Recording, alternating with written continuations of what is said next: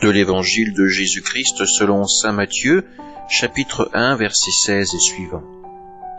Jacob engendra Joseph, l'époux de Marie, de laquelle fut engendré Jésus, que l'on appelle Christ. Or, voici comment fut engendré Jésus-Christ. Marie, sa mère, avait été accordée en mariage à Joseph. Avant qu'ils aient habité ensemble, elle fut enceinte par l'action de l'Esprit Saint. Joseph, son époux, qui était un homme juste et ne voulait pas la dénoncer publiquement, décida de la renvoyer en secret. Comme il avait formé ce projet, voici que l'ange du Seigneur lui apparut en songe et lui dit « Joseph, fils de David, ne crains pas de prendre chez toi Marie, ton épouse, puisque l'enfant qui est engendré en elle vient de l'Esprit Saint.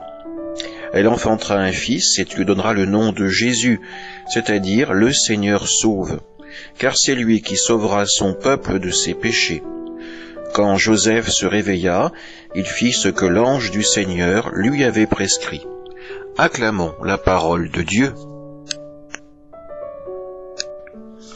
Dans cet évangile, nous sommes les témoins privilégiés pour contempler la confiance que Joseph a dans la parole de Dieu. Aussitôt le songe effectué, il agit. Il passe de l'écoute à l'action. Il a reçu ce message: ne crains pas de prendre chez toi Marie, ton épouse. Joseph ne dit rien, ne répond pas, mais il exécute l'ordre donné sans attendre un instant de plus. Quand Joseph se réveille, il fait ce que l'ange du Seigneur lui a prescrit. C'est là que nous voyons la grande différence entre Joseph et Zacharie. Zacharie, lui, avait mis en doute la parole de l'ange, lui annonçant la naissance prochaine de son fils Jean. Marie, quant à elle, exprime à l'ange les questions qu'elle se pose légitimement. Avec Joseph, rien de tel. Il est dans un silence, mais un silence plein de confiance. Le silence de ces personnes qui sont des habitués de la prière, de la méditation. Il a ruminé la parole de Dieu, il sait que c'est le socle sur lequel il veut bâtir sa vie, il accepte la demande du Seigneur. À notre tour, en cette fin de carême, d'exprimer la même confiance que Joseph dans la promesse d'amour que le Seigneur nous donne chaque jour. Amen.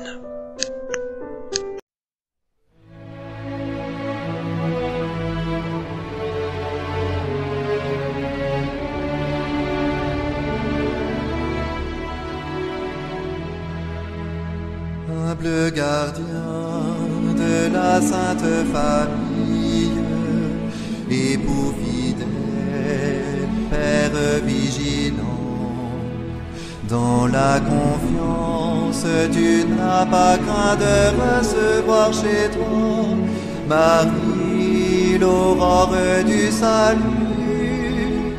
Nous t'honorons, glorieux Saint Joseph, notre soutien quotidien dans le labeur.